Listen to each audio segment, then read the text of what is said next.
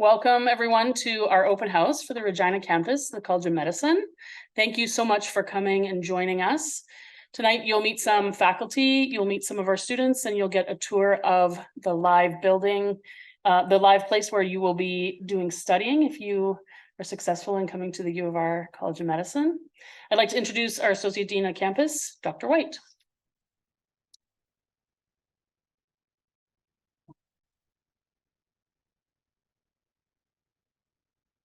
Good evening. Thank you very much. Can you hear us online? Yeah. Okay. Well, we're really excited to have you all here. We are really excited that we've got so many people who have an interest in medicine as a career. We have students here from Regina, from Saskatchewan, Edmonton. I won't talk about their football team. And we've got a lot of people virtually who are from across Canada. So we're very thankful to all the students taking time here tonight to join us. Our goal is really what we call an open house for Regina. But just to put this in perspective, the College of Medicine has two campuses, one in Saskatoon and one in Regina. We have a very important sort of site in Prince Albert, and then we have a huge number of rural sites we use for all kinds of training opportunities here. So while this is kind of an open house for the Regina campus, I just wanted to keep that perspective in mind, and you'll hear from Dr. Domes a little bit later with regards to some of that. The reason we do an open house is because we're the new kids on the block, basically in the College of Medicine. And so we felt we needed to try and push the campus a little bit with prospective students who are applying to the College of Medicine. So that's why we're kind of doing this tonight. And once again, I want to thank all of you for coming and joining us. So the Regina campus just is, you're going to hear more details, but we now have from years 1 to 4. We have a number of postgraduate programs, not as many postgrad programs as they do in Saskatoon. But I think you have an opportunity to be competitive and to have access and look at programs, whether it's in Saskatoon or Regina, or even rural, because we have some family medicine programs located in rural sites as well. So a huge amount of opportunity. I'm sure you've seen the press around the shortages of a number of specialists and family docs. So the jobs are endless. The jobs are really endless. So medicine just is very rewarding. I've been a family doc for many years and have always found it to be quite rewarding, challenging. And I think if you have a feeling about delivering around social accountability, I think medicine is really primed to do that, working with patients, working with different types of interest groups. There's almost unlimited ability to be involved in those kind of areas. So I think that's all I'm going to say. I don't want to belabor this. You're going to have lots of hearing lots of other people about the program, about the campus. So just once again want to thank you all for coming here tonight, whether you're virtual or whether you're on site here. And take care and good studies. Good luck with your studies here over the next year. Thank you.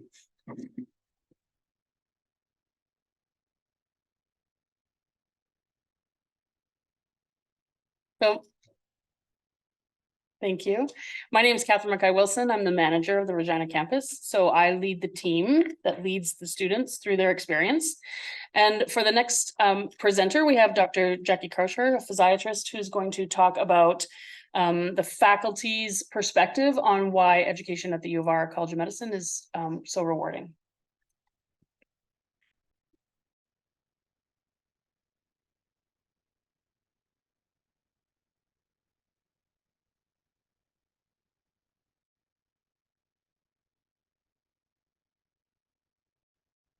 I'm just going to switch over to the presentation. And my colleague, Dr. Chang, is online as well. I'm Jackie Krauscher. I'm a physiatrist from Wascana Rehab Center here in Regina. And Dr. Chang is a family doctor here in Regina as well. And together we're the year 1 Regina site co-coordinators. And I'm also the year 2 chair. So I work with all the students in their pre-clerkship years in medical school.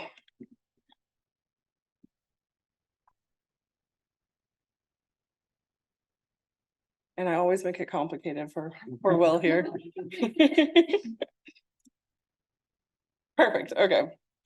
So Dr. Chang and I just wanted to come and give a welcome on behalf of the pre-clerkship team to the Regina campus. As Dr. White mentioned, we are a bit of a newer campus and not everyone knows about all the things we offer. And so we do like to give a bit of an open house and let you guys come see it and hear a little bit about some of the things we offer here in Regina. I'll allow Dr. Chang to introduce herself a little bit later on in the presentation. So as you know, because you're here in person and those of you virtually, we're located in the Regina General Hospital. Dr. White mentioned we offer now the complete MD program. So all years through 1 through 4 are offered here in the Regina campus. We also have post-grad, so residents, medical students, and physicians all work closely together here in the hospital where we're situated, and learn closely together as well too. The other sites that we have as part of our learning sites here in Regina are Wascana Rehab Center, where I am based out of clinically when I'm not here at the campus, and then the Pasqua Hospital as well. So the 2 major hospitals. The learning environment here at our campus is a bit unique in that we are right in the middle of the hospital. It's one of the, I think it's the only campus I know that has kind of the whole entire campus located right in the hospital. And so right from day 1 of medical school, you're immersed in that hospital environment. You get to be familiar with it. You get to kind of get used to the best coffee spots nearby and all those really crucial things that you're going to need to know for your clerkship and for when you're a resident as well. So it's kind of nice to get immersed from day 1 and be right in the hospital setting. We're also a smaller campus and that has advantages as well too. Our students we have lovely students here tonight who are going to be talking a lot about their experience, but I think they have a very collegial time here at the campus. They work together, they learn together, and it's just a great learning opportunity to have those smaller class sizes. We're also an interprofessional campus, and so there's many different learners that are learning here in the Regina General Hospital and the hospitals around us. And so you'll meet nursing students, social work students, psychology, there's a ton. So you'll meet lots of different students who are also learning alongside us here in the campus. And then we also have on-site Office of Student Affairs team. So any supports you need are located right here in the hospital as well for you as a medical student. There are lots of different learning spaces interspersed throughout this hospital. Those of you in person today will get the opportunity to see some of those. We have the Health Sciences Learning Center, which is located on the ground floor of the hospital, and it has lots of clinic rooms, classrooms, conference rooms, a computer lab. There's a student lounge there with couches and a little kitchenette and things for the students when they have their break. We have a library here in Regina General Hospital, but also at all the hospitals in Regina. So if you're doing any kinds of rotations or anything, there is a place to study in the libraries across the hospitals. And our librarians here are awesome and they love helping students. And so that's another little gem we have here for sure too. We have this auditorium, which those of you in the room are getting to see. And we also have a state-of-the-art simulation center. So we have high fidelity models and other simulation activities that really get to simulate real life, kind of, you feel like you're really in working with a real patient and things like that, which is a really awesome learning opportunity for students. We also have dedicated call rooms and a lounge for clerk and residents once you're kind of later on in the program. This is just a slide to remind us that there's a brand new space up on the main floor as well too. We expanded to have year 1 medical students start with us last fall, which has been a very exciting time for us in Regina, and we've loved it. And so part of that came a renovation where we expanded some learning spaces up on the main floor of the hospital as well too. So you can see kind of in the bottom right corner, there's a classroom. There's a little kitchenette place for, to grab a snack and have your lunch. There's the hallway here with the lockers, but in the hallway, there's an anatomy lab now. There's other classrooms, there's other conference rooms. So there's lots of other spaces for learning. And then I always have to take a moment to brag about our faculty. We have awesome faculty here in Regina, a very broad, diverse range of faculty. So we have practicing physicians, both in the community and within the hospital. We have our residents who are amazing teachers and love to teach medical students. And then we have our other health professionals. So many of our allied healthcare teams, such as nursing and social work, also participate in teaching experiences with our students. And everyone here really loves that teaching experience and that connection with the students. Oh, now I'm trying to end the show apparently. And then also as part of what Dr. White had mentioned already is we are a distributed college. So the College of Medicine for the University of Saskatchewan is distributed throughout the province with different campuses, the Regina one being one of them. And so a lot of the learning will happen both in person and virtually. So you will actually have lectures that are based out of Regina or Saskatoon, and then they get video conference to the other site, kind of similar to what's happening today with the people joining virtually. And we do have our classrooms equipped at both sites to manage that. So for those of you in the auditorium today, you'll see there's a little button on your desk that would have a microphone and the camera would zoom in on you, and you can ask your questions and participate in the class, and all the sites that are connected can connect with you in that way. And then we also have an awesome student medical society who plan social events for both campuses, sometimes bringing everyone together when we can, and then sometimes doing individual activities at the separate sites. So I think that's a really nice experience for our students as well. And then the other thing I just wanted to touch base on quickly is the residency programs that Regina offers as well. I think that's kind of something that we're working on expanding and have expanded in the last few years. And so we do offer a broad range of residency programs. And so as a medical student, that's nice because that means there'll be residents in those areas to learn from and to work alongside, but also to consider your future career and maybe doing residency in Regina as well. There's many different options. And so there's pediatrics, obstetrics and gynecology, psychiatry, family medicine, emergency medicine, and internal medicine. This year, for the first time, obviously very exciting to me, physical medicine and rehab, which is my specialty, offered the first position for a Regina-based resident. And we've been having a lot of fun having our resident here for the first time this year. And then next year, we're actually expanding to have anesthesiology and dermatology as well. So we're always kind of working to expand those programs for the residency positions here in Regina as well. And now I'm going to pass it over to my colleague, Dr. Chang online, and hopefully she can connect and talk. A little bit about the CARMS match. So this is happening at the end of your fourth year when you're deciding which specialty program you're going to go into. And we all hope you go into family medicine as the first choice. And I say that because I'm a family doctor too. In 2021, our graduates did really well. 2022, they also did well. Last year, I think only one person didn't match the first round. So we're really happy about that. And we'll advance the slide, please. Next, I'd like to tell you a little bit about the Indigenous learning at our college. Sorry, a bit of a lag. Regina's on Treaty 4 land and Saskatoon's Treaty 6. So we do honor our treaty commitments here at the University of Saskatchewan. Our Indigenous coordinator is Amanda Crow, and she's very involved with the students. She likes to plan cultural events. Part of that is part of your year one Success in Medical School and Medicine Society kind of module. And she's also been working with our med students on some community projects in the community, obviously.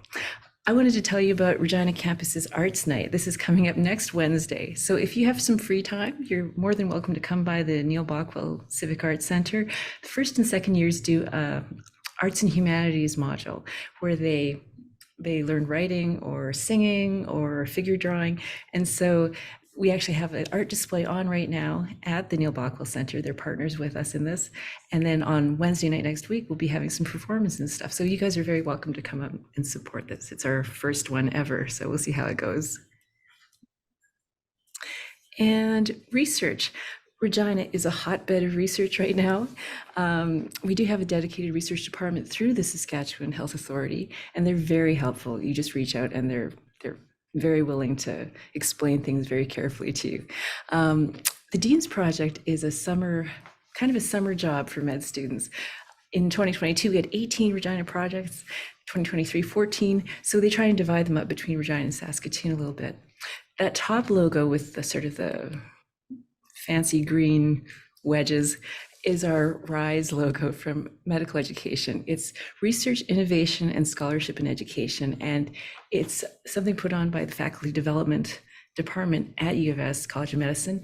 And next year it's going to be in person in Regina. So we're really excited about that. Our med students get involved in that, residents and faculty. This is just a shameless self-promotion. I got to do a Regina Summer Student Project this year, and my students made a Spotify podcast. So if you're interested, you can learn some second languages and how to talk to patients and ask questions in different languages. And our researchers have gone everywhere to present. I really like Vienna and Banff personally, but Jack and I were both in Quebec in April presenting at the International Conference on Academic Medicine. So Regina is, it's hard to get flights sometimes, but we do get to go other places too. So, and finally, the MCCQE, the Medical Council of Canada qualifying exam. We've been doing really well in Regina. I'll let you look at the numbers, which sort of speak for themselves. These are sort of the averages in Regina and in Saskatoon and Saskatchewan and in overall Canadian averages. So you can see Saskatchewan's doing quite well with that. And yeah, I'm a Guardians of the Galaxy fan, and we hope that you will make the right decision, like Baby Groot. We hope to see you soon. If you have any questions, please put them in the Q&A or the chat. Thank you.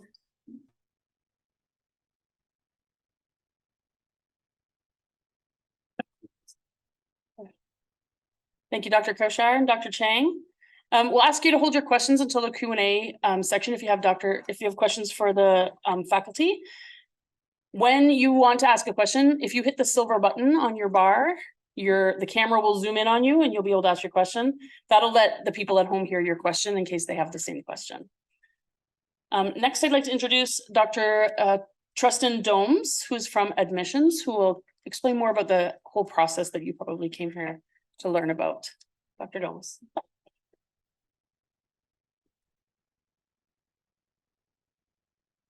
Once Dr. Domes is finished, we'll do a draw for a swag bag that we put together, and then we'll do the Q&A with the students and the doctors. And then we have lists of who will go with the students and staff on a tour of the locations that you'll be learning in if you come to Regina. Great, thanks. Thanks so much, Catherine. And I always love coming to the Regina campus and coming to Regina. My name's Trustin Domes. I'm the Director of Admissions for the College of Medicine. As said, I'm based out of Saskatoon, but as you'll see, we are Saskatchewan's medical school. So, the college is accountable to the whole province, and Regina is like a key feature to our educational mission. As a guest here, certainly I'd like to acknowledge we are on Treaty 4 territory in the homeland of the Métis in Saskatoon. We're in Treaty 6. There's multiple treaty territories in Saskatchewan. We pay our respect, and I pay my respect to the First Nation and Métis ancestors of this place and reaffirm our relationship with one another. And in admissions in particular, this is a key focus for us and our university and our college about moving forward in truth and reconciliation. Sort of made note of it, but historically the main campus was in Saskatoon. As time has gone on, we've distributed education. Regina now has a main campus, and we have sites throughout the province. Dr. White talked about this. This is really important because, as we know, medicine is practiced throughout the province, and where you train, we have good literature showing that that's a good chance that you may actually practice there one day. And so that's a key feature for our school. And of course, there's so many different things to learn in different communities that if you're only in an urban context, you don't necessarily get to learn true medicine. And our school has a lot to be proud of. We're a smaller school, but we certainly, I think, punch higher than our weight. We're leaders in Canada in Indigenous health.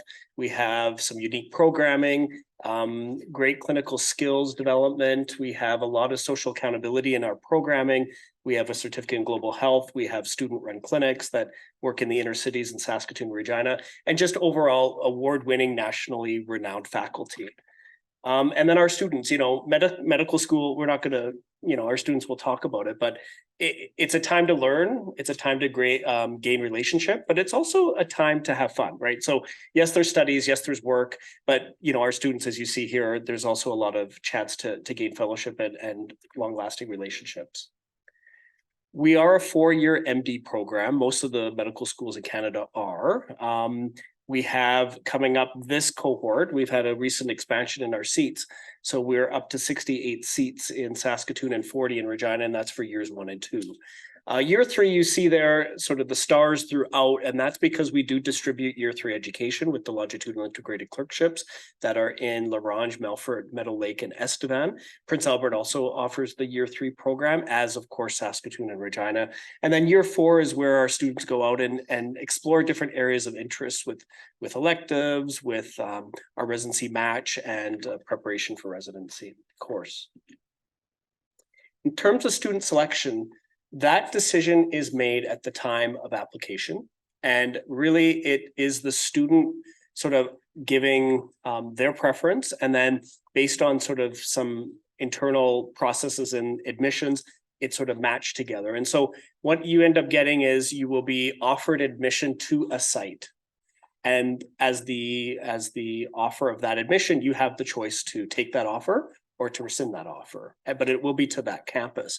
If, let's say, you want to have a preference for Regina, but you would also be okay going to Saskatoon, and let's say you were offered Saskatoon, you could be on the wait list for Regina, okay, and that site may come up, or vice versa. So that's something just to be aware of, and that will be asked at the time of application, and is also asked again closer to the time of selection after the interview process.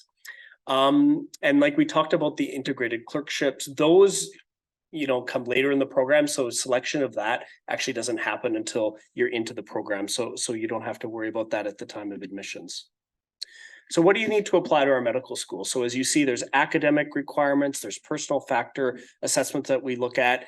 And as you see there in the little green box, we're the first school in Canada, medical school in Canada, to require an Indigenous studies prerequisite. And that won't be for this cycle here, but we've been letting people know for the last 3-4 years about it, but it will come into effect for next cycle. And that's a 3-credit unit course in Indigenous studies as a minimum.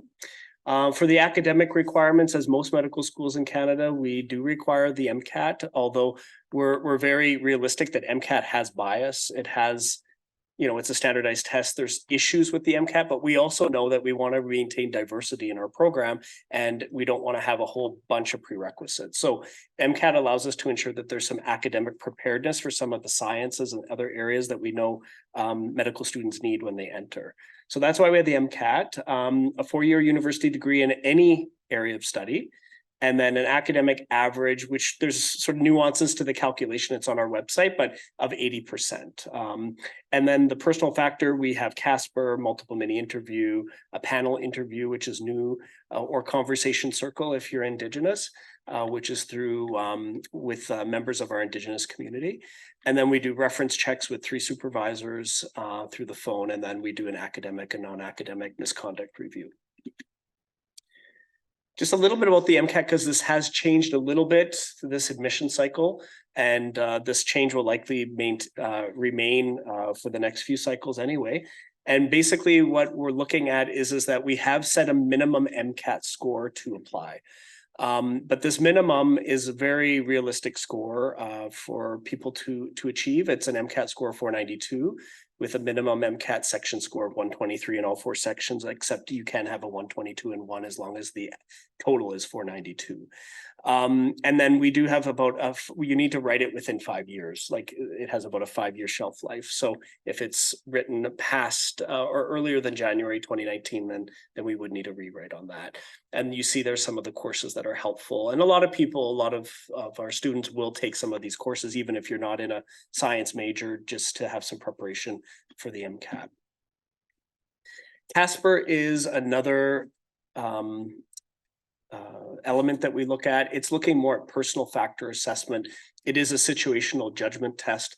This is used as a way for us to assess motivations, decision making, and some of the other collaboration, empathy, and these problem solving skills. And it's done online, and it's ran through Acuity Insights, and you see it there. But we do require the Casper to be written each year of application.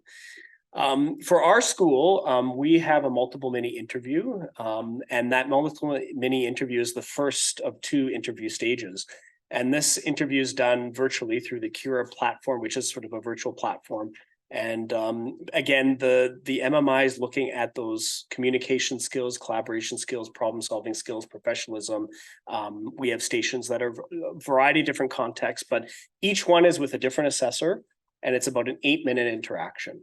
So you have about 2 minutes to read a passage, a STEM, think about it, and then you have that interaction. And it is a live sort of interaction. It's not sort of a recorded one. So you are interacting with the assessor throughout and sort of bouncing things back and forth. So we were the first school in COVID. We were the only school in 2020 to offer a live virtual MMI, which I'm proud of our team for doing that. And now other schools in Canada have of course adapted to that. And that is the way that most schools do the MMI now, is through this type of way. Last year was very successful, but we added in a panel interview process in which we can either offer it virtually or we can offer it in person. And that is done in Saskatoon at the Health Sciences building. And this is more of a get to know you type of interview, where there's 2 or 3 panelists there, and it's approximately 45-minute sort of interview. It's in a conversational interviewing style, and it's mainly there for us to get to know the background of the individual, their experiences, goals, motivations for entering medical school, and it again is part of the application process. For our Indigenous applicants, they will go through a Indigenous admission circle, conversation circle process, which is our assessors for that are Indigenous faculty, medical students, and community members. And then again, like I said, there is the option to do it in person or virtually. We had it in person last year, very successful event. Members of our Regina campus came as well. There were booths, information, campus tours, a way to interact with some of our current students, our faculty, and it overall went really well. So we're planning to do it in person again this year. And then for professionalism and academic consistency, all medical schools look at this, but this is important. And so anytime you have an interaction with admissions or our school or anyone, right, be professional. It's common sense, right? But it's amazing how sometimes people, you know, they're anxious or they're feeling rushed or they're, you know, frustrated, and you know, people can have bad days, but they're taking it out on the admission staff or other things, and these things are noted, right? So it's important just to maintain professionalism with our staff, with our, you know, even, you know, these types of events, and just be a good person. Like this is sort of the basic premise of being a physician, but professionalism is a key aspect of being a physician, and that is something we look at in our applicants. So that is important. And the other way we look at that, of course, is through the checks of misconduct with any academic institution that one has attended.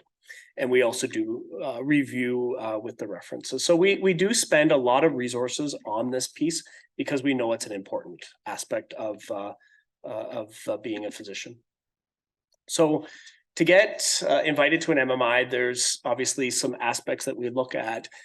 You'll see there bolded in the bottom is Saskatchewan Connectedness and DSAP, which is our Diversity and Social Accountability Program, which I'll talk about here in a second. That index or those factors are applied at every single stage of the cycle. So what I mean by Saskatchewan Connectedness is how connected are you to Saskatchewan, right? Did you grow up here? Did you attend high school here? Are you attending university here? Do you currently live here? What ties do you have? And these are important because we know through the research we've done and our review is that if you're not very connected to Saskatchewan, your chances of actually staying here, practicing here, contributing to our community and physician resources here is actually quite low. But because we're Saskatchewan's only medical school and we're socially accountable to our citizens here, we need to make sure that the vast majority of our future physicians that we're training actually will have roots here. So it's not that every single one does, but it is a key factor that we look at. And that's no different than any other medical school in Canada, to be honest, at least those that are the solo or mainly the main medical school for their province. So, but we sort of have that index. It's not black and white, it's shades of gray, but it is something we look at. But to determine the MMI, it's a 50% academic average, 50% MCAT. After the MMI, you see the MCAT is gone, and that's a new change for this year. But after that, we no longer look at MCAT. So your MCAT performance will no longer be looked at. Then you see to get a panel interview, it's 50% MMI, 50% that average.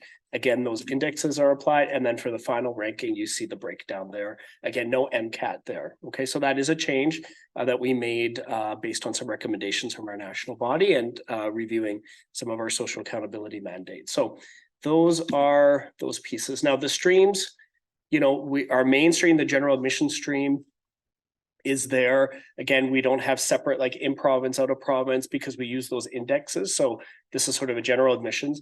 We do have two other streams. One is for our Indigenous applicants, in which we have our Indigenous admission circle. We were one of the first medical schools in Canada to have special access stream for Indigenous students, and we're very proud of that. And we have very strong Indigenous programming, as we've said, but up to 20 of our seats are for Indigenous students. And then for our DSAP, which we'll talk about here briefly, we have 7 seats available. Our school very much values diversity. We want our incoming physicians to be reflective of the populations that we serve. And to do that, we need diversity in all elements, in all intersectionalities of diversity. So it's not just gender, race, you know, socioeconomics, it's all of that. So we try to look at all of that. Like we talked about the Indigenous Admission Circle, I have this as a special side because it is one of our key features and one of the things that we very much value in our school. We are here to support our Indigenous applicants, First Nation, Métis, and Inuit. Currently in our program, we have 37 students. This last year, we took 13 for first year enrollment. And so we're very proud of that. And for our Indigenous students, we do offer mentorship programs, MCAT support, MMI support, and this is all through our Indigenous coordinators, Val and Amanda. And then like we talked about, there's also other supports which are financial. So those that are Saskatchewan residents or attending University of Regina or University of Saskatchewan, there are pathway supports with scholarships up to $3,500 a year for the 4 years or 3 years. Years 2 to 4 of their undergrad program. And that is an important deadline there. If you are Indigenous, you're interested, it's a fairly straightforward application, but the deadline is November 1st. And if you're interested in that, just let us know and we can hook you up with information on that. And then I mentioned Val and Amanda, but this is their contact informations. Again, they're very open and willing to talk to all potential applicants at any stage in their application journey. And the DSAP program is there to look at more the other barriers to medical school, such as socioeconomics and some of the other things that we know play a role. We're trying to level the playing field so people can get into medical school who historically have had troubles getting in. And this program is one of the ways that we're trying to do that. And another thing we're trying to do to decrease barriers is we're one of only 2 non-Ontario medical schools in Canada that are part of the Price of a Dream program, where we will pay after you apply and are accepted. There will be no charge for application, either for the program application for admissions nor the MMI fee. So it's a $225 value there. And so that there's some information there, but again, for the future, that's open to everyone who meets those criteria. This gives you a little snapshot on sort of how the cycle works. It's a cycle, so it's usually the same each year, but these are the dates for this particular cycle. As you see, we're right now sort of at the point where the application is active and the application is going to be closing on October 1st. After that, we start to do our file reviews. The invites for the MMI will be coming out in mid to late December. The MMI is in January, late January. The panel interview is in March, and then the first round of offers are in mid-May, typically. So yeah, so that is a lot of information. Sorry.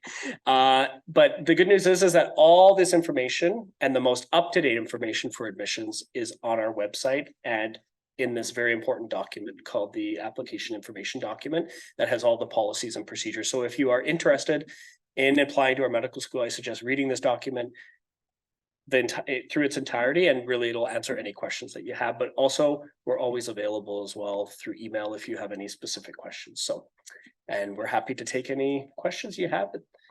Thank you.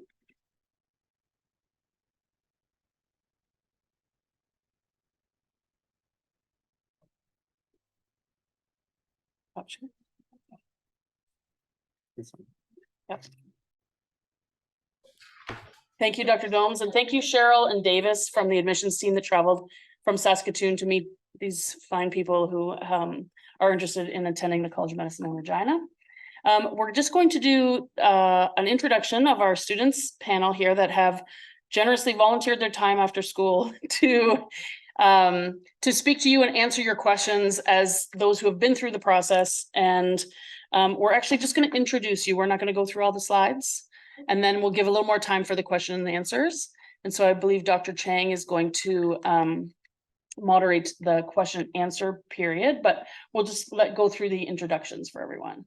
So if you could each introduce yourself, and these are the 3 questions we'd like you to answer for this crowd. Okay, so I'm Madison. I grew up in Turtleford. I don't know if you guys know where that is. It's about 5 hours away. So has Canada's largest turtle statue. I can't believe you haven't heard of it. Anyways, I went to school at the U of S. I did my undergrad there in phys pharm, and then I deferred for a year. I did a 1-year master's in neuroscience out of the U of S as well. And I am in my 2nd year. Hello, everyone. My name is Lauren. I grew up in Humboldt, Saskatchewan, so also a rural girly. I went to school at the University of Saskatchewan for nursing. I worked as a nurse for 2 years and then got into school, and I'm in my 3rd year. Hi, everybody. My name is Bobby. I grew up in St. Bruce, Saskatchewan, little town south of Melfort, like 500 people, so also a rural girly. I did my undergrad at the University of Calgary in kinesiology, and I'm in my 2nd year of med here in Regina.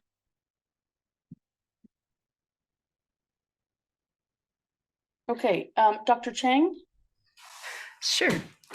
So we've had some questions in the Q&A, and maybe we'll get the students' perspective, because I gave them mine, but I think it'd be useful to get yours too. Marjan had asked about some of the things she should do to help prepare for the MCAT and apply to medical school. And I know that there's the website and the applicant information document. Do you guys want to comment on that? How you got ready for the MCAT and the application process?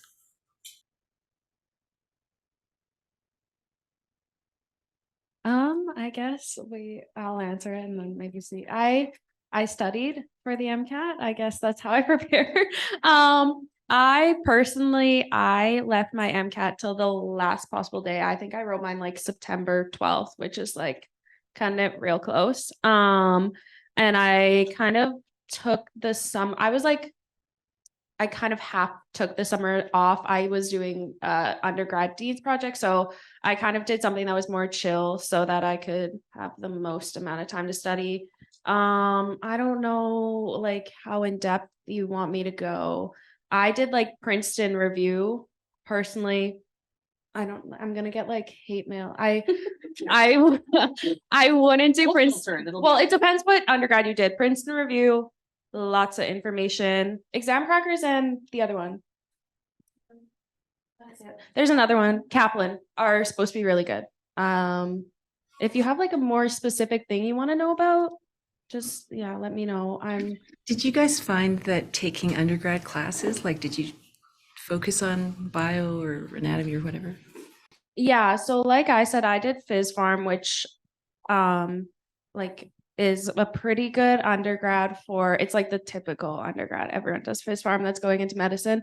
It was pretty helpful, but honestly, I did have to like teach myself most of the things again, just when I took my MCAT. So I don't know if it matters that much. It's mostly you just like saw the information before is kind of helpful. Yeah, in my undergrad in kin, I really tried to take all the courses that I thought would prepare me for the MCAT. So I did OChem, biochem, all that kind of stuff. I think you can self-teach it as well if you get the resources to do so, but I tried to prepare it during my undergrad. So I had someone teach me the content instead of trying to do it myself.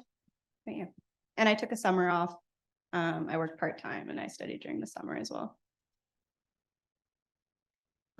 For nursing, your classes are very set for you. So I actually had to self-teach myself a lot of the MCAT, but I think the most important thing to consider when you're preparing for med school is yourself. it is so easy to compare yourself to other people and to look at other people's like paths and trajectories and see what they're doing. I studied for my MCAT while working full-time as a nurse. And so it took me 8 to 9 months to study for it, whereas some people just take a summer and do it.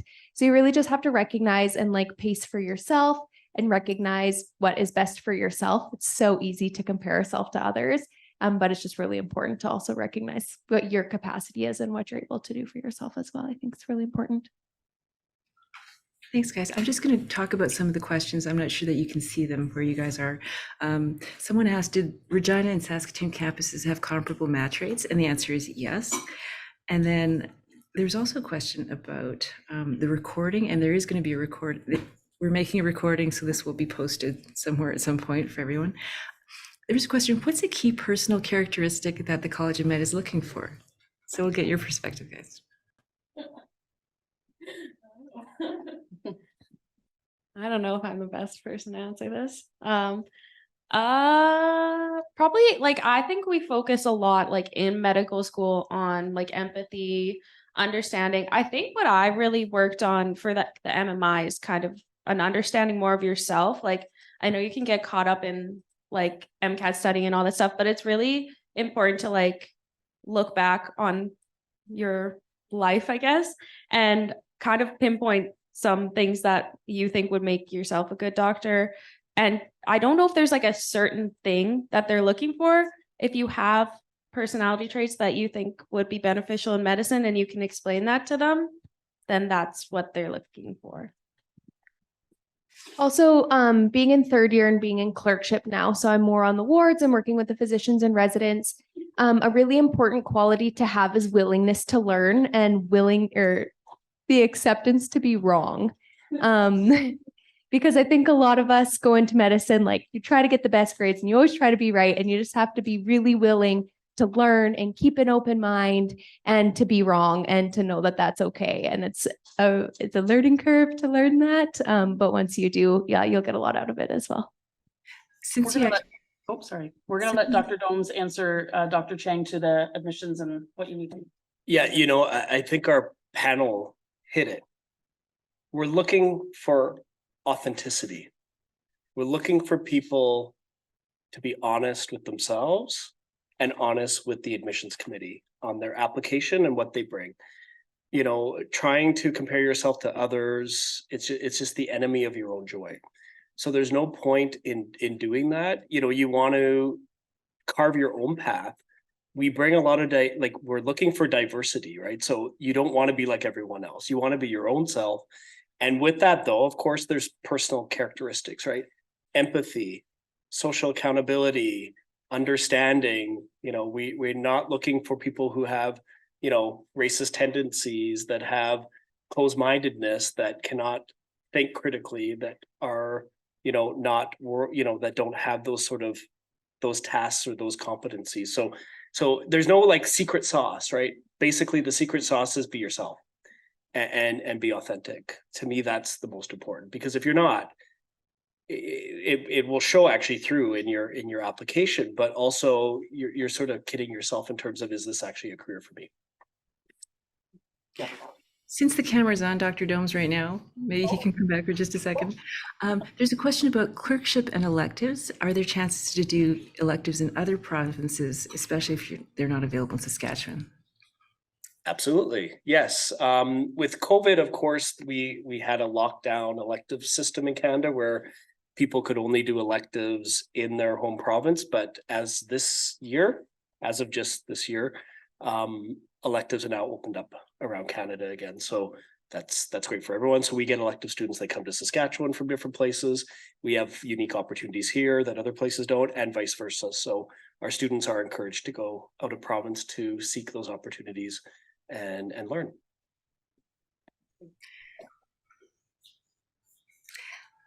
One question back to our nurse.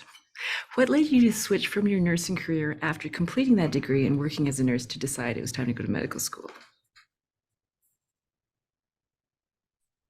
I had always thought about medical school. And so doing my undergraduate in nursing, I thought really immersed myself well in the healthcare field. And it was kind of more so for the pursuit of knowledge and to continue learning, expanding on what I was able to do within the healthcare setting.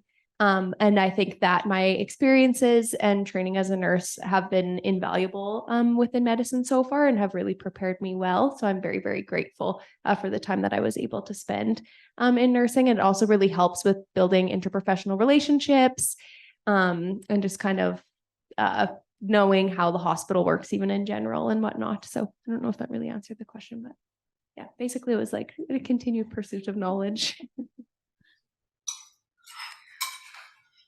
I'll just keep going unless I hear there's someone in your room that has their hand up. Any advice for older students, 30 plus?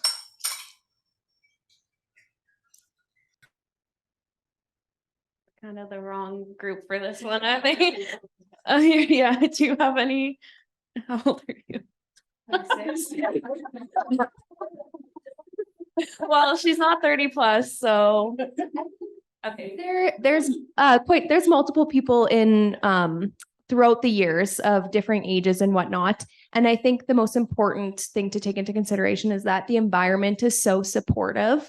Regardless of your age, you're able to meet a lot of people, build collegiality. We have, this will be my plug for the OSA. We have, I don't know, I'm biased towards Regina, but we have the best OSA crew. They are willing to support you in whatever you need. We're really, really lucky to have them. So I would say like the collegiality you're able to build amongst your classmates. There's events that kind of tailor to everybody. And then even if you're struggling, there is a really, really great support system in place to help with that, whether being older and you have kids or other responsibilities to take care of, you are very, very well supported within the college in regards to that.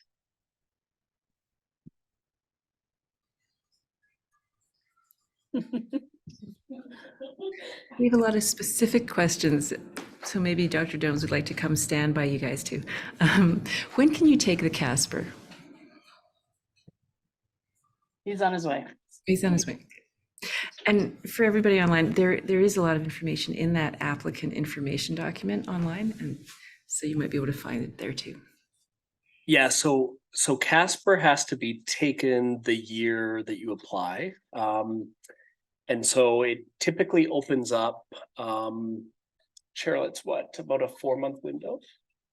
There's about a 4-month window when it's open, sort of in the late spring to sort of actually around now, where it will close. So you have about a 4-month window to complete it. But if you've applied before,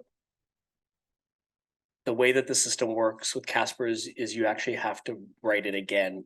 Even if you didn't get in, like say you applied last year, you didn't get in, you'd have to write that Casper again for this cycle. So that's the one caveat with it, but it is a fairly wide open and there's lots of spots. But yes, it's website, it's there. If you go to Acuity Insights, you'll see the Casper. We're one of the sites, College of Medicine, and then it'll show you all the openings in which there's tons. So yeah.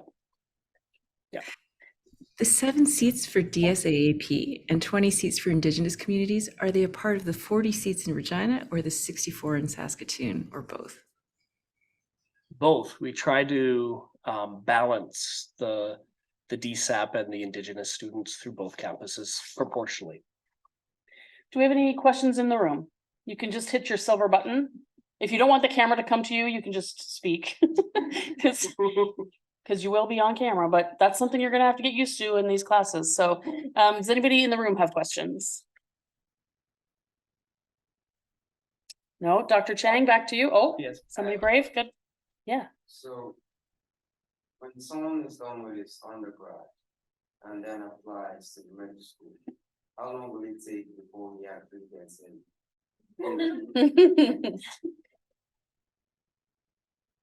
So your question is you've completed your undergraduate? No, I haven't. Okay, so that's step 1. So you're eligible to apply with 90 credit units is the minimum at the time of application, which most people, that's 3 years. But you have to complete the degree by the time of acceptance. So if you applied, let's say like the typical individual would apply at any time. You could apply with your degree, but if you're doing it before, you have to be sort of at least 90 credit units completed by the time of now. And then you'd have to finish the last 30 credit units in that academic year. So you could get your degree by the time of. And most of it's in MCATs in the process. Yes, MCAT can be written at any time, but we usually suggest it's written after at least your second year. Thank you. Any other questions? I have a question. When you have lectures here and sometimes they get streamed in from Saskatoon, what's the breakdown in percentages of how many would be in person in Regina versus in person in Saskatoon and broadcasted here? Is that like a number that you know, or? That's not a number that I know, but I've got a staff up there that can answer your question while you're on the tour. But Okay. Go ahead. We're aiming for 40% is what our aim is. Oh, okay. We might not be there just yet, but we're aiming for that. Yeah, and it depends on the module you're in. Some modules, I would say, have more Regina based, like dermatology, for example. Where in urology, for example, what I'm in, it's more Saskatoon. It's based on sort of where we have the concentration of the teachers, the lecturers, and sort of that. But we try, like Dr. Chang said, our goal is to have each module have teachers from both lecturers and other. But the thing is, even if the lecturer isn't from, you know, your home site, you will be doing clinical skills and other small group learning with on-site faculty, right? So you know, you may not get the live lecture, but you're going to get the live, what I think is even more important, which is the clinical skills. Yeah. Can I do a follow-up question? So my impression there is that the lectures form like a smaller portion of your actual learning here, right? It's depends on, in the pre-clerkship, I would say we do still rely on didactics, but if you look at the curriculum, you're probably looking at about a 50-50 didactic based versus small group and experiential. But in clerkship, right, it's almost all experiential. But we're changing that. We're going through curriculum renewal. And Dr. Kroshar might have additional things to Yeah, I was mention. just gonna add, the curriculum is identical at both Saskatoon and Regina, so the number of lectures and the number of clinical skills groups and all of that will be identical no matter if you're learning in Saskatoon or Regina. The lecturers, we are trying to get that 40% here, in terms of the lecturers coming from Regina, but all of our small groups, clinical skills, case-based learning, all of those are with faculty right here in Regina. So Saskatoon and Regina have very similar, the same experience for those. But the curriculum's identical. You'll be writing the same exams, seeing the same lectures, all of those kind of things. Okay, perfect. Thank you. Thank you. Good question. Any other questions in the room? Okay, so just in the interest of time, we'll take one more question. Is there a question? Yeah, sorry. Go ahead. Nothing happened. There you go. Just takes a minute. 3 times. Just to build on that question, how does the experiential learning ratio compare between Saskatchewan's medical school and other provinces? Is it a higher proportion or about the same? You know, each medical school has a different curriculum, but you know, what I can say is, as a marker of that, is how our graduates are perceived amongst colleagues around Canada, right? So if you ask or you say, oh, I'm a University of Saskatchewan medical student, or I'm doing elective, or I've graduated, our graduates are known as very keen clinician, very good at clinical skills, lots of hands-on learning. It's hard to like say this school has more than this school, but I would say our school, because it's smaller, the interactions that you have in those experiences, I think, are richer because there's less learners to filter the experience through. And that's important. So for example, let's say you're doing a surgery with me and I don't have an assistant, well, you're my assistant.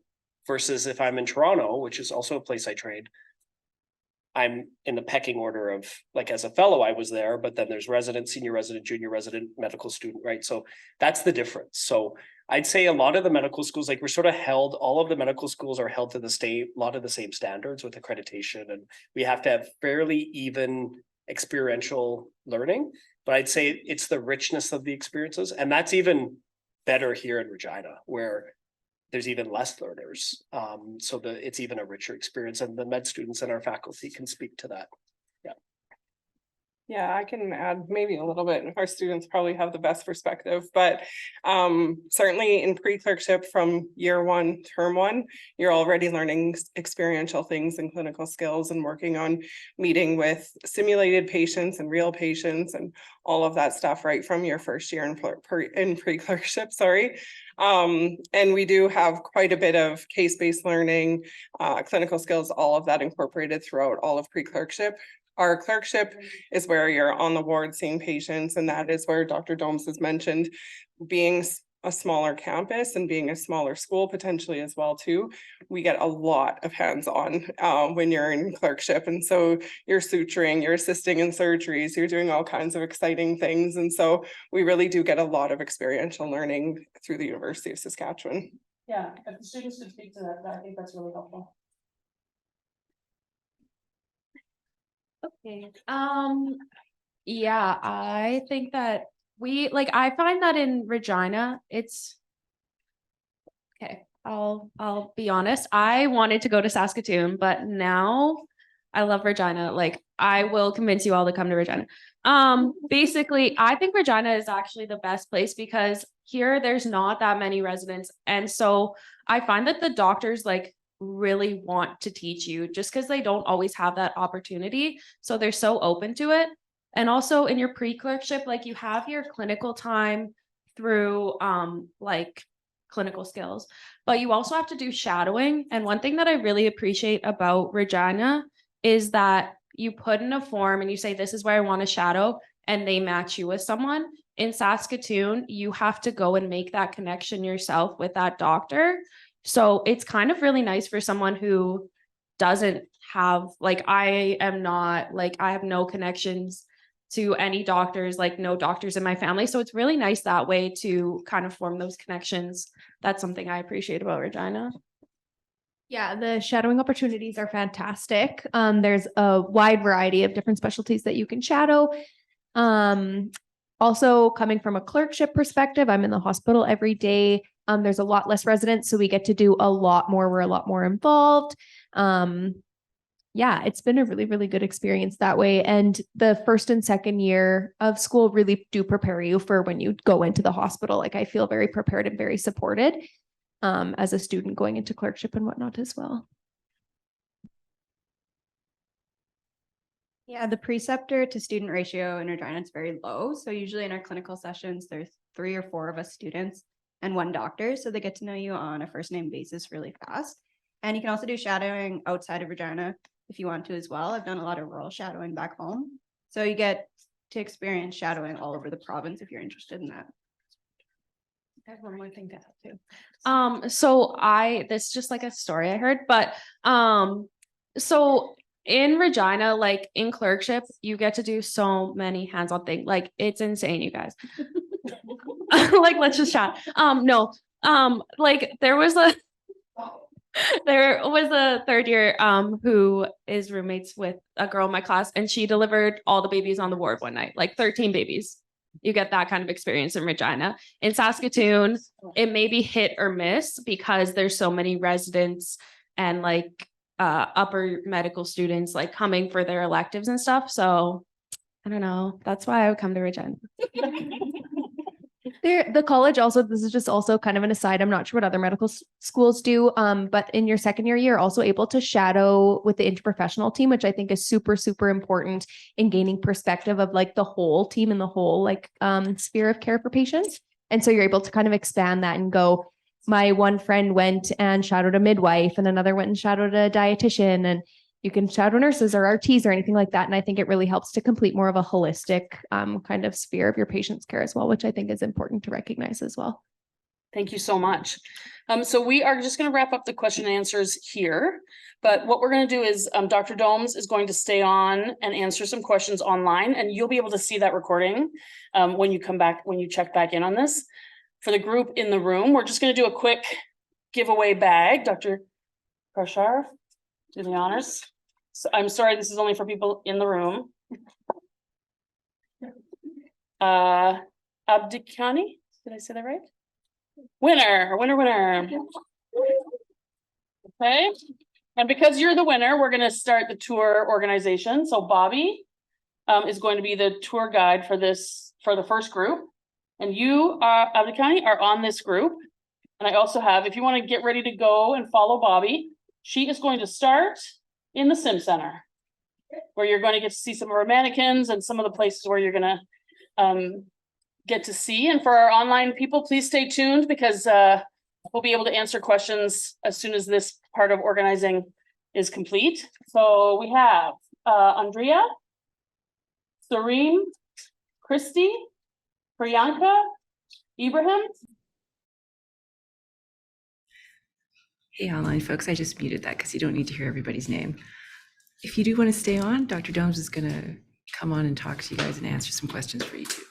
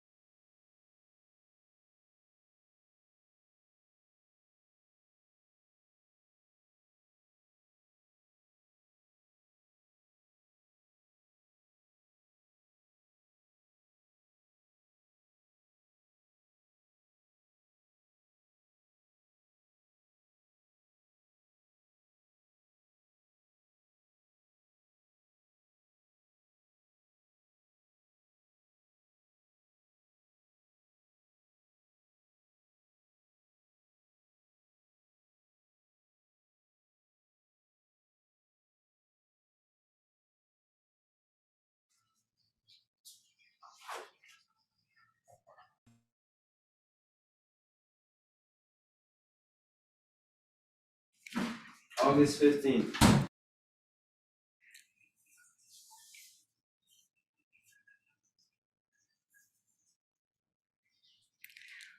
If anybody's there in the auditorium, Dr. Domes, do you want to take the podium again?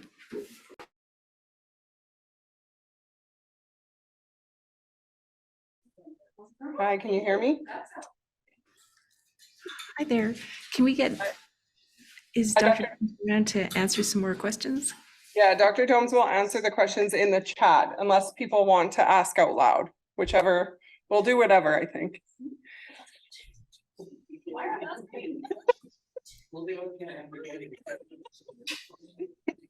This is why we're not faculty presenting, we're just administrators. We're gonna adjust the camera. Yeah, there it goes. If you want to raise your hand and ask questions out to the group, we can. Otherwise, Dr. Domes will answer them in the chat for you as well. Thank you.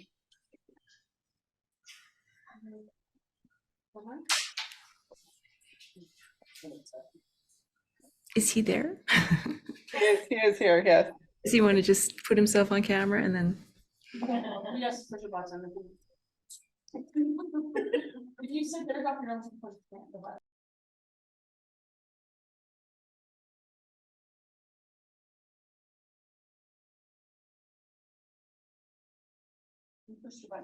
He is going to be on his own camera. Oh. There we go.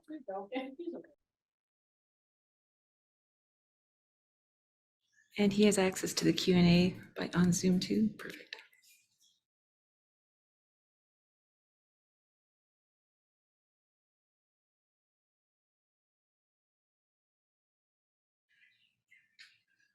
Sorry, you're muted right now.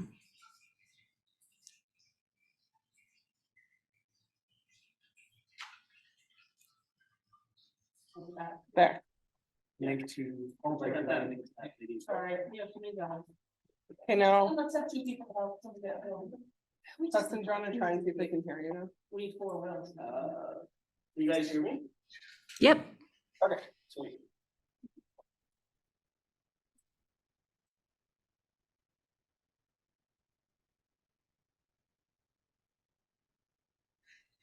Tristan, do you want to talk to volunteer and research experience in terms of acceptance? Yeah, so any life experience you have, I think is valuable. But we don't have any specific requirements for research or volunteering. However, those experiences I think will help make you a well-rounded individual, and also we do have the requirement that you have supervisors as references. So if you have never sort of interacted in either a volunteer position, a work position, a research position, or any other community organization, then it might be hard to have access to someone who can speak to your quality of members as a supervisor. So that's sort of a soft sort of requirement, but it gives you a lot of diversity in terms of who that is. But yes, I would say there's no absolute requirement. You know, it depends on what your career aspirations are and what your goals and interests are.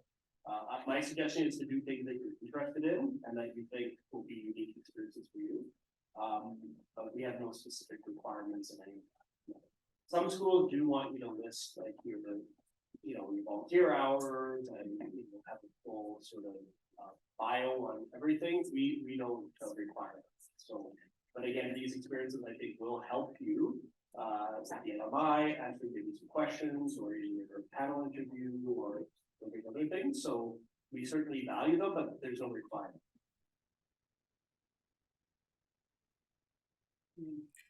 There was a question specifically about the rural definition of less than 1,000 inhabitants. Would a larger town of 2,000 inhabitants be considered rural if it's over 50 kilometers from a major city?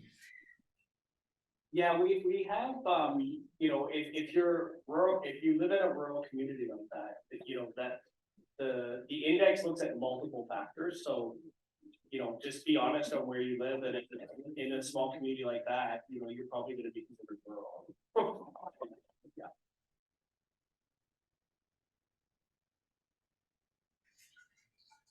Thanks. And someone had asked about submitting MCAT scores during your application. Maybe if you could go over that a little bit more.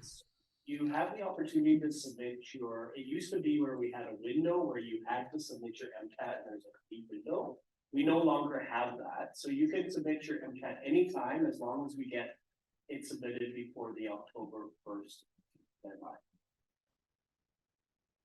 please, but there's no video now to release, but we need to make sure you have your most recent one on there, and we will take your best MCAT now, not your most recent. So that's in feedback from applicants who felt quite stressed about that's what's taking the best. So or taking the most recent. So we will take the best. But it is important for you to release the score during the application, but there's no specific date. Get it in before October 1st. And someone had asked, they've immigrated to Saskatchewan about 4 years ago, and Saskatchewan is the only province they've lived in so far in Canada. Would that be considered for the connectedness score? Absolutely. If you look, you know, there's certain things that people can control and there's others that they cannot. So we take that into account for people that are landed immigrants and refugees and have no other connection but have stayed in Saskatchewan or are currently living in Saskatchewan. That's where they've been since they arrived to Canada. So yes, that is we take that into account. So yeah, for sure. Somebody had asked, for students who have a lower academic average, is there any other way to show that they're academically capable? And would you recommend that students take a second undergrad? Well, you know, I think if you meet the 80% requirement for the academic average, you know, that tells us that you have academic ability. It is used as a bit of a competitive variable, but as you see, its amount of competitiveness as it was before in terms of the ranking is decreased. So I wouldn't get as fussed about that. But yes, to sort of reset, you have two options in terms of getting, let's say you have an undergrad and your average is low 80s and you want to bring it up a bit. Then you have two options. Yes, you could take a second undergrad. The other option is you could also go into graduate studies. The benefit of doing graduate studies in terms of the averages, that if you're enrolled in at least 6 credit units of graduate studies, then we will also remove some additional lower grades that you had in your undergrad to help encourage and sort of help those that are sort of looking to do that. Because we, you know, from just a career perspective, it's much better to go into graduate studies than to take a second degree. So my advice would be to go to graduate studies, but again, we don't give specific advice to applicants, but just if you look through the application document, you'll see that's sort of one of the policies that we have. So yeah, you know, people have to look, but again, we're trying to decrease the meritocracy in our school. So by that I mean, you know, only accepting people with super high academic averages. But that being said, we have to look at academic achievement in some way, and the way that we do look at it is through that average. We do know that different programs, it's harder to get higher averages than others. So that's where we're trying to sort of level the playing field, looking at more personal factor assessment and other variables. We also de-emphasize MCAT. But that being said, you could show your academic, like in the before interview, you could, if you have a lower academic average, if you scored really well on the MCAT, that's also a way that you can balance it, because as you see, it's 50% MCAT, 50% academic average. So that's another way you can balance the more academic average. Thanks for answering all these questions. We have one from Sarah. She says, would a Saskatchewan resident who has not done high school in Saskatchewan be at a disadvantage? It's not a matter of advantage or disadvantage. It's just a matter of who you are and what experiences that you have. So I would just say that, you know, if you're connected to the province in any way, that's good, right? So, you know, you can't help where you went to high school, right? So if it's in the past, there's no point in sort of worrying about that. We look at an index, there's a bunch of different things we look at. We don't share that. Same as Northern Ontario School of Medicine doesn't share that, because we don't want it gated. We don't want people sort of like, well, how can I make my connectedness better? Well, your connectedness is what it is. It's what you've lived, it's what you've done. And so, yeah, I wouldn't get too hung up on that. No, it's it's a factor, but it's not the only factor. We look at there's multiple different ways we look at connectedness. And high school is one, yes, but there's multiple others. And somebody is asking if an MCAT rate on September 2nd wouldn't apply since the scores are released a month later, which would exceed the October 1st deadline. I'm really glad you're here because I have no idea. It's in the presentation we had, the last writing that would be accepted, but I think, yeah, as long as the score, it's all online.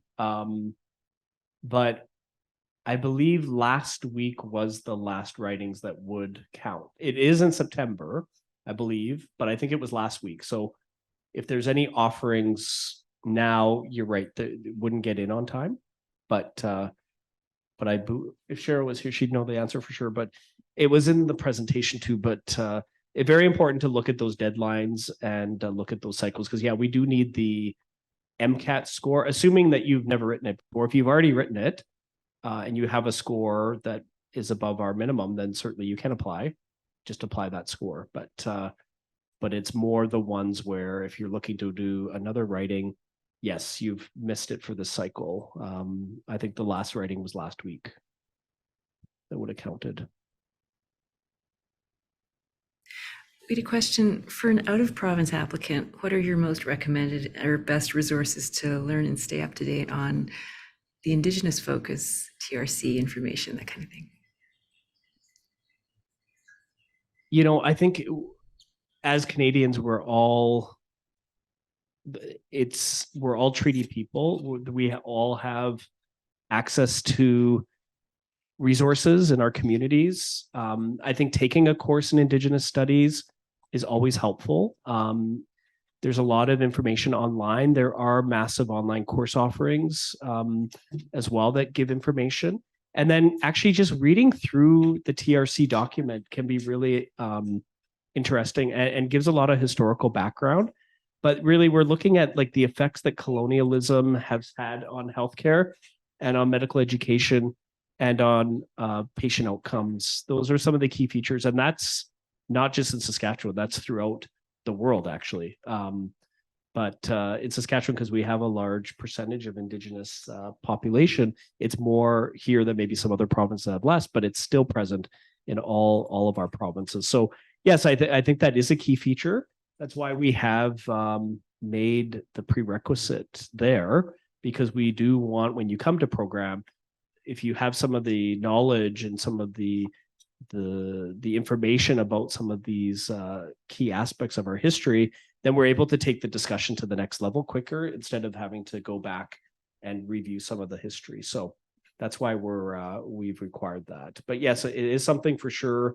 You know, I think every year we're gonna have something because of the importance, right, on social accountability, Indigenous health. These are key features in our province.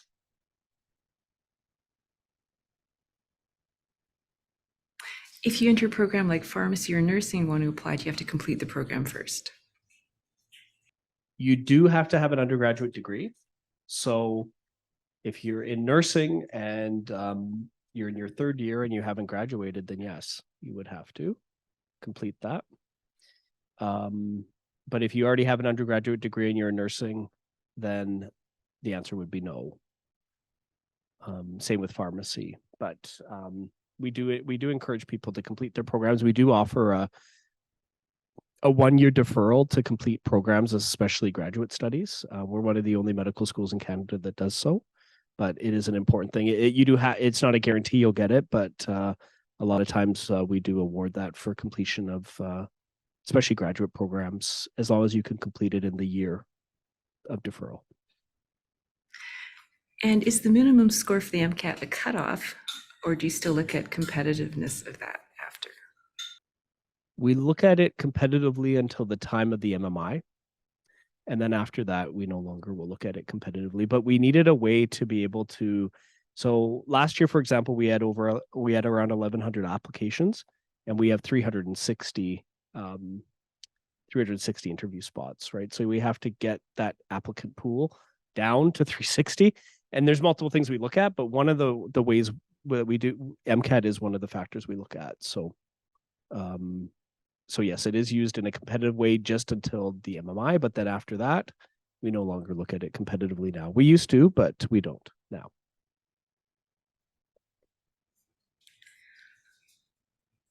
Someone's asking, relating to Indigenous issues, how far does our curriculum go beyond issues of residential schools, 60 scoop sterilizations?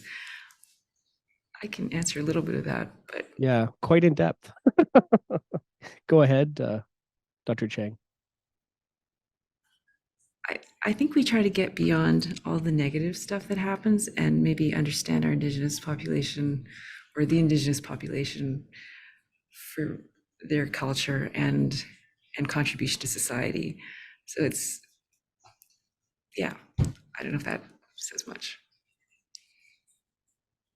Exactly. Yeah, I think it's not just about the statistics. It's not just about the negative. It's like what additional learnings do we have from Indigenous ways of knowing, the epistemology, the learned context, the storytelling from the patient, right? And in the history. So it goes beyond just sort of, as Dr. Chang said, like, you know, oh, they have, you know, poor health outcomes, there's issues with X, Y, and Z. Well, yeah, that's important, but what's the caveat, right? How can we empower our patients, empower our society and our institutions to level that playing field, right? So yeah, and it's going to be, you know, we have core learnings in our courses, but a lot of it too you'll learn through your experiences with Indigenous patients.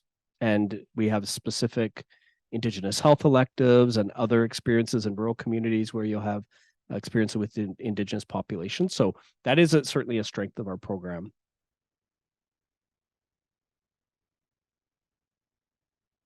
All right, we're clearing our way through all the questions. All the Q&A are gone. I'm just checking the chat now.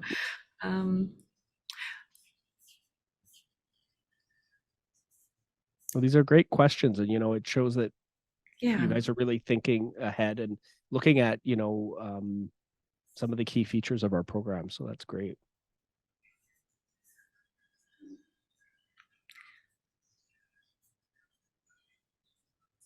and one person had asked about whether we care if people volunteer work, and I said we try not to disadvantage people who have to work.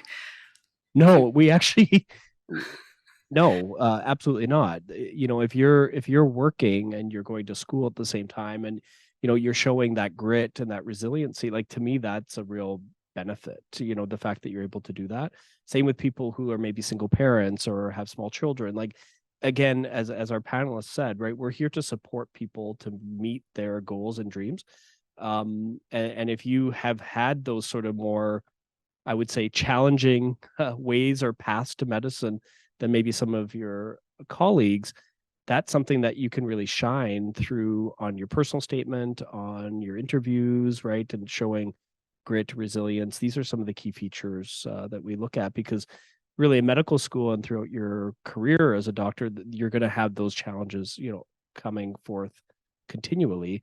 And if you're able to show grit, resilience, and some of these growth mindset pieces, those are important. And yeah, like we can't all just, right, have massive student loans and, you know, have others support us. Some of us have to go and get a job and work part-time, and this is the reality. But yes, that is not a disadvantage at all. No, the committee may see that as a strength. Well, speaking of disadvantages, if I fail a course in undergrad, does that impact my application? You know, traditionally it did.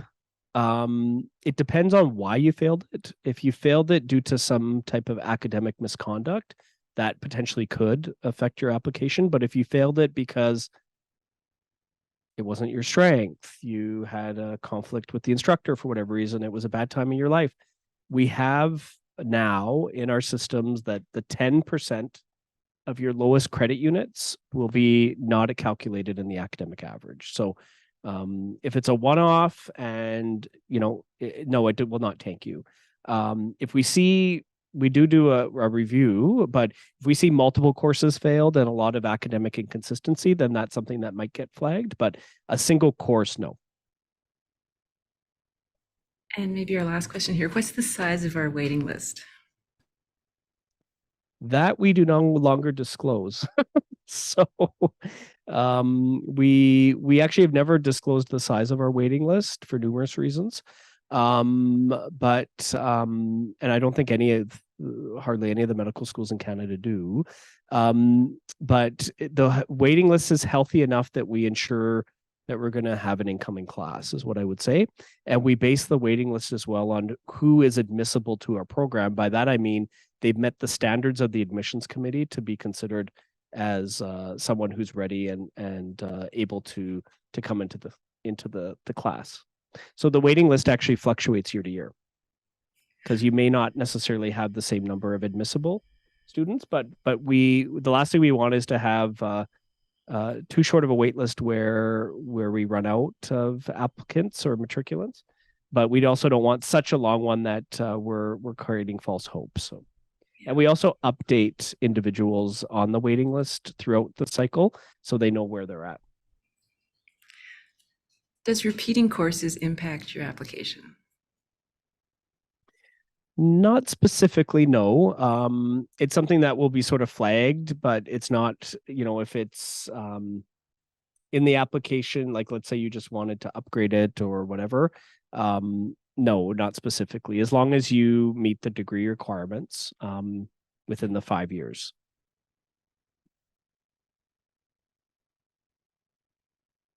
Great. And we've got lots of people appreciating your answering all our questions tonight. So no, it's great. And thanks, Dr. Chang, for facilitating. I love it. Right. Yeah, the key is that, we do have empathy for and compassion for people, right?